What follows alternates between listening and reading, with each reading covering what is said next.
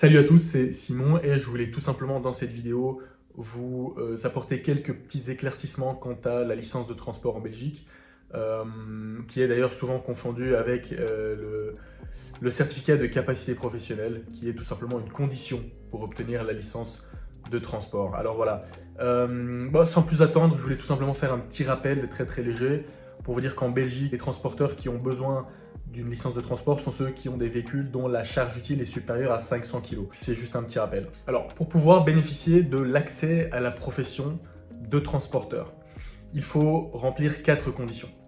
La première condition est d'avoir un siège social en Belgique, donc un établissement en Belgique. La deuxième condition est d'avoir le certificat de capacité professionnelle qui tout simplement vous détermine comme gestionnaire de transport de la société, et c'est ce certificat qui peut être également loué, comme on dit dans le jargon, ou c'est peut-être pas le terme adéquat, mais en tout cas mis à disposition par un gestionnaire de transport. La troisième condition à remplir pour pouvoir bénéficier d'une licence de transport, c'est la capacité financière.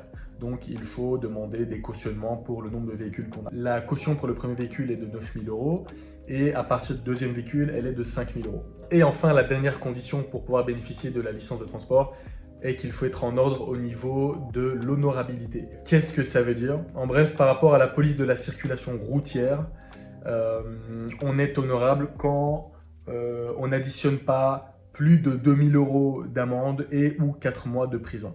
Voilà, ça arrive très rarement, mais il arrive que ça soit le cas, pour ceux qui roulent mal.